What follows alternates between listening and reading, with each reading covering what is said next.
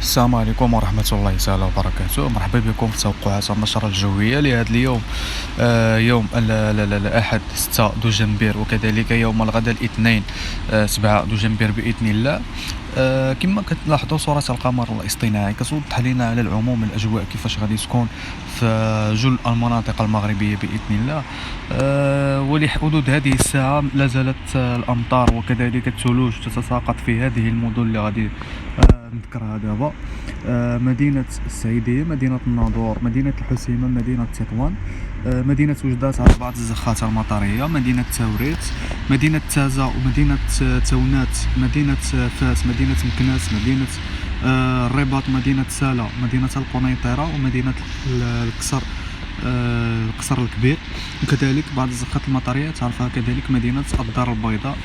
كذلك التساقط ديال الثلوج اللي غيكون في جبال الأطلس المتوسط، كإفران ويعني كإفران والمناطق المجاورة له، وإفران مزار، وكذلك خنيفرة بالدور ديالها تعرف تساقطات مطرية وكذلك تساقطات ثلجية في الجبال المحيطة بها. أما باقي المناطق بإذن الله فغادي تعرف فقط بعض الكتل السحابية الغير مستقرة. أما باقي المناطق الجنوبية للمملكة فغادي تعرف يعني أجواء صحبة ومعتدلة، باستثناء مدينة العيون اللي غادي تعرف بعض الزخات المطرية الضعيفة القليلة نوعا ما.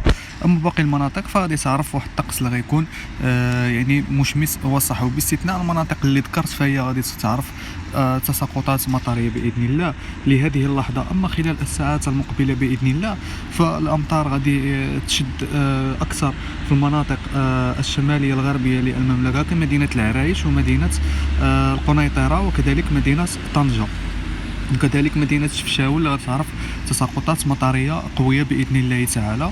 وهاد التساقطات هذه اللي غادي تستمر بإذن الله إلى حدود الأسبوع المقبل، وغادي تسجل تعرفها جل المناطق الشمالية المغربية للمملكة كمدينة وجدة ومدينة فاس، مدينة الرباط، ومدينة طنجة، وكذلك مدينة الدار البيضاء والجديدة وأسافي، وبعض المناطق الوسطى كمدينة خنيفرة ومدينة الخريبكة.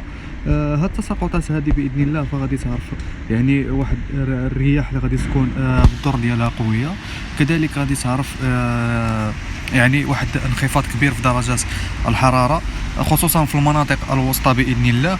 المناطق الوسطى والمناطق الجبليه تعرف انخفاض حاد في درجات الحراره كتراوح ما بين ناقص درجه الى ناقص 4 درجات باذن الله. اما المناطق الجنوبيه للمملكه فدرجه الحراره غتعرف انخفاض ملحوظ خصوصا في فتره المساء بدرجه حراره كتراوح ما بين 13 حتى 15 درجه. اما باقي المناطق الشماليه للمملكه فدرجه الحراره فيها غادي تنخفض بشكل كبير لا خلال فتره الصباح ولا خلال فترات المساء باذن الله تعالى. وكذلك التساقطات الثلجيه اللي ما غاديش تبقى تساقط خلال يعني الاسبوع المقبل باذن الله، وبالضبط يوم الجمعه القادم باذن الله تعالى، ودائما يبقى العلم لله. كذلك علو الامواج اللي غيبقى دائما مرتفع خلال هذه الايام هذه، بعلو امواج كيتراوح ما بين 5 امتار الى 4 امتار في المحيط الاطلسي. اما البحر الابيض المتوسط فعلو الامواج فيه يكون كيتراوح ما بين 2 ديال الامتار الى 2 الامتار ونصف. كذلك كثافه السحب اللي غادي تعرفها فقط المناطق الشماليه. اما المناطق الوسطى كمدينه مراكش ومدينه الرشيديه ومدينه اكادير الى اخره المناطق الجنوبيه فغادي تعرف الطقس اللي غيكون خالي من اي سحب واي تساقطات مطريه باذن الله خلال الاسبوع المقبل باذن الله تعالى. كذلك جوده الهواء اللي غادي تعرف واحد التحسن ملحوظ في جوده الهواء ديالها، بحيث ان هذه الجوده هذه تعم جل المناطق المغربيه باذن الله، وغادي تعرف واحد يعني واحد الجوده اللي صحيه. اما يعني المناطق الجنوبيه فدائما جوده الهواء فيها كتكون صحيه باذن الله تعالى.